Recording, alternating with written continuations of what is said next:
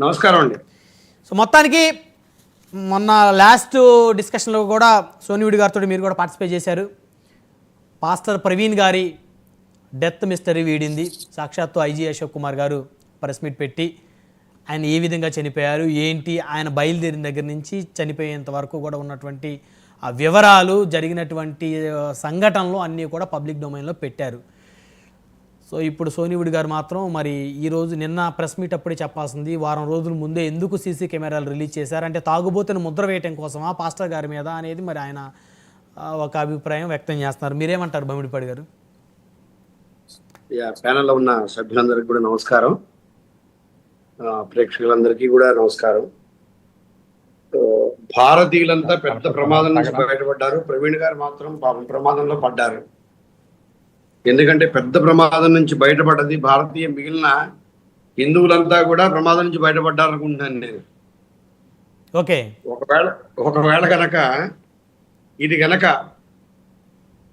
ఈ మద్యం షాపు దగ్గర కొన్నట్టు కానీ, మధ్యలో ఏ హోటల్స్ దగ్గర, టోల్ ప్లాజాల దగ్గర ఉన్నటువంటి సీసీ ఫుటేజ్లో ఆ పడిపోతున్నటువంటి విజువల్స్ కనుక కనపడకపోయినా, ఓకే, తప్పనిసరిగా భారతదేశంలో ఉన్నటువంటి హిందువులు అందరూ కలిసి చంపేశారు అని గట్టిగా జడ్జి గారుల కంటే ముందు కూడా క్రైస్తవ సోదరులు, ప్రముఖులంతా కూడా జడ్జిమెంట్ ఇచ్చేసేవాళ్ళు అండి. క్షమించండి ఆచార్య గారు, ఏమనుకోవద్దు, మధ్యలో మాట్లాడుతానని ఏమనుకోవద్దు, దయచేసి క్షమించండి. మీ అనుమతితోనే మేము ఎక్కడా కూడా హిందువులు ముస్లింలు అని అనలేదు. అయ్యా ఒక్క మాట, మీ ఒక్క మాట, మీరు కాదండి నేను మాట్లాడదేనండి. ఆ రోజున బాడీ అక్కడ ఉండగానే ఫోన్ కాల్స్, ఆయన్ని ఫోన్ కాల్స్ చంపేస్తాము, పొడి చేస్తామంటే ఎవరిని, వాళ్ళ కుటుంబ సభ్యులు చంపుతామన్నారా, లేకపోతే మిగిలిన పాస్టర్లు చంపుతామన్నారా, ఎవరిని చంపుతామన్నారా, పోలీసులను చంపుతామన్నారా, రాజకీయ నాయకులు చంపుతామన్నారా, హిందువులు చంపుతామన్నారా? అంటే అక్కడ అప్పుడు ఇన్సిడెంట్ జరిగినప్పుడు కొంతమంది రెచ్చగొట్టారులేండి. మాజీ ఎంపీ హర్ష కుమార్ గారు అనుమానాలు వ్యక్తం చేశారు. భార్యను చంపుతా అన్నాడా, లేకపోతే కూతురు చంపుతా అన్నాడు? ఎవరినా చంపుతా అన్నది ఎవరిని? ఎవరిని చంపుతా అన్నాడు ఆ మహా వ్యక్తి? ప్రవీణ్ పగడాలని చంపుతానన్నాడు. ఆ మహోన్నత వ్యక్తి 10 మందికి జ్ఞానం చెప్పాల్సినటువంటి జ్ఞానం ఉన్న వ్యక్తి, చాలా గొప్ప వ్యక్తి, గొప్ప ప్రముఖులతో ఫోటోలు దిగిన వ్యక్తి ఎవరిని చంపుతా అన్నాడు? ఎవరిని చంపితే ఎవరు ఊరుకుంటాడండి? ప్రమాదవశాత్తు చచ్చిపోతేనే కోలగోలు చేశారు మీరు. చంపుతారా? ఎందుకు చంపుతారు? మద్యం షాపులో మద్యం కొన్నందుకు చంపుతారా? కొన్నందుకు డబ్బులు ఇచ్చామా మేమేమన్నా హైదరాబాద్ నుంచి రాజమండ్రి వెళ్ళమని హిందువులు చెప్పారా? పెట్రోల్ పోయించారా? మద్యం కొని పెట్టారా?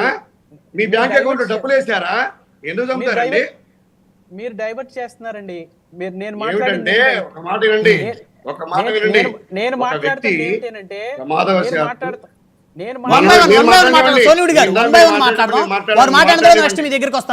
ఏమంటున్నానంటే, మనలో ఒక వ్యక్తి, మన భారతీయుడు అకాల మరణం చెందాడు.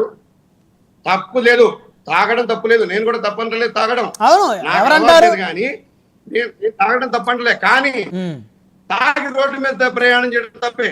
ఏ గర్భిణీ స్త్రీలో గుద్దుంటే, ఇవాళ ఆయన ఒక్కడే చచ్చిపోయాడు కాబట్టి టెన్షన్ లేదండి. ఏ చంటి పిల్లవాడిన గుద్దుంటే, ఏ ముసలివాడిన గుద్దుంటే, ఏ గర్భిణీ స్త్రీలో గుద్దుంటే ఏమయ్యేది? నిండు నెల నిండిన ఒక గర్భిణీ స్త్రీని గుద్దుంటాడు అనుకోండి, ఆ బండితో ఎవరు తీసుకొస్తారు వెనక్కి ప్రాణాలని?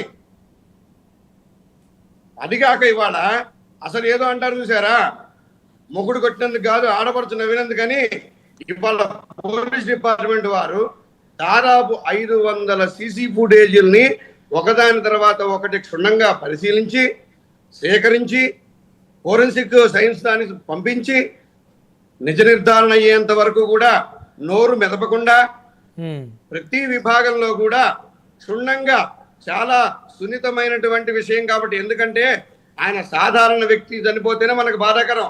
ఒక మంచి వ్యక్తి, ఒక మంచి అభిప్రాయాలు ఉన్నటువంటి వ్యక్తి, అందున ఒక క్రైస్తవ మతానికి సంబంధించినటువంటి మంచి మాటలు, 10 మందికి మంచి మాటలు చెప్పే వ్యక్తి చనిపోయిన తరుణంలో సున్నితమైనటువంటి సందర్భాన్ని చాలా సున్నితంగా డీల్ చేసినటువంటి పోలీస్ డిపార్ట్మెంట్ మనం అందరం చేతులెత్తి నమస్కారం పెట్టాల్సింది పోయి సీసీ ఫుటేజ్ ముందు రిలీజ్ చేశారా, వెనక రిలీజ్ చేశారా, ఎందుకు రిలీజ్ చేశారు? అసలు కర్మకాలింది ఏమిటండి? మద్యం షాపులోకి వెళ్ళమని ఎవరు చెప్పలేదు, ఎవరు లారీ గుద్దుకొని కింద పడిపోమని చెప్పలేదు. ఆ లారీ నడిపిన వాడు హిందువో క్రైస్తవో ముస్లిమో నాకు తెలియదు. పరిగెట్టుకుంటూ వచ్చారు, ఆ హోటల్ వాళ్ళు వచ్చి లేపారు, ఎవరో ట్రక్ అతను వచ్చి లేపాడు. వాడి కులం ఏంటో తెలియదు, వాడి మతం ఏంటో తెలియదు. ఆ పడ్డవాడు ఎవడో తెలియకుండానే ఆ పిల్లోడు వచ్చి లేపాడు. మానవత్వాన్ని పక్కన పెట్టి పనికి మాలిన పంచాయతీలు పెట్టుకుంటూ వాడిని నరుకుతాం, వీడిని నరుకుతాం, చంపుతాం, పొడుస్తాం, మేము రౌడీలం. ఎందుకు దేనికోసం? ఎవరిని చంపుదామని, ఎంతమందిని చంపుదామని? మీరు డైవర్ట్ చేస్తున్నారండి. హిందువులు తిడతారా? ఒకటి బమిడిపాటి గారు ఎవరో కొంతమంది అన్నదాన్ని మనం అందరికీ ఆపాదించకూడదు. హిందువులు ఏమన్నా చేశారు? 20 సంవత్సరాల వరకు, 20 సంవత్సరాల క్రితం క్రిస్టియన్స్ ఎంతమంది, ఇవాళ భారతదేశంలో క్రిస్టియన్స్ ఎంతమంది, ఎక్కడి నుంచి వచ్చారు? హిందువులు ఏమన్నా చేశారు? మీరు కరెక్ట్. మీ మతాన్ని మీరు పెంచుకుంటూ పోతున్నా కానీ నోరు మూసుకొని కూర్చున్నారు హిందువులు. కాదండి, మీరు మిమ్మల్ని క్షేమంగా బతకనిస్తున్నారు హిందువులు. ప్రజాబద్ధంగా మీరు పోలీసులు చర్చలు కట్టుకొని ఇస్తున్నారు, మీ ప్రార్థన చేసుకొని ఇస్తున్నారు, మీకు అడ్డం రావట్లేదు.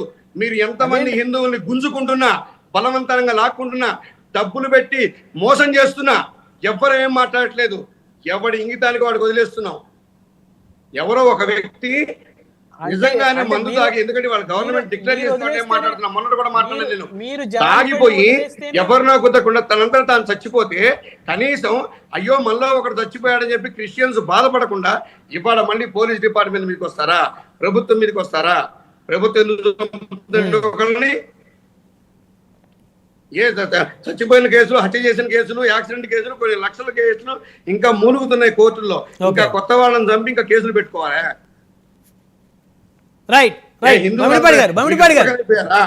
బమిడిపాటి గారు మళ్ళీ మాట్లాడుతూ రాగండి, మళ్ళీ మాట్లాడుతురు. సోనివుడి హిందువులు చులకనైపోయారా అంటే? ఇప్పుడు బ్రహ్మనాయుడు గారు హిందువులు చులకనైపోయారా? నాకు అర్థం కాదు. ఇష్టం వచ్చినట్టు మా నరుకుతా ఉంటారా? ఎవరిని నరుకుతావా నువ్వు? లేదు, ఎవరైతే అన్నారో వారు ఖచ్చితంగా చట్టపరంగా వారి మీద చర్యలు ఉంటాయని ఐజీ అశోక్ కుమార్ గారు చెప్పారు. వారికి నోటీసులు ఇస్తామని చెప్పారు. సో ఎవరు ఇవాళ ఆ రోజు ఆయన నరుకుతా అన్నాడండి. ఎవరు చంపారో తెలియకుండా అంత గోల్ చేశారు కదా. నువ్వు నరుకుతా అన్నావు కదా. రేపు ఎవరు ఎక్కడ చచ్చిపోయినా మరి ఆయన మీద కేసు పెడతాం మరి మేము. ఓకే ఓకే ఓకే ఓకే ఆగండి చాలా మంది మీద కేసులు వద్దండి. ఒకటే బమిడిపాటి గారు దయచేసి ఓపిక పట్టండి. ఒకవేళ ఎక్కడ ఎవరు ఏ కారణంగా చనిపోయినా బమిడిపాటి గారు, మన చర్చ యొక్క ప్రధానమైన ఉద్దేశం అందరూ కూడా ఈ దేశంలో కలిసి ఉండాలి. ఒక నిమిషం అండి, వద్దండి.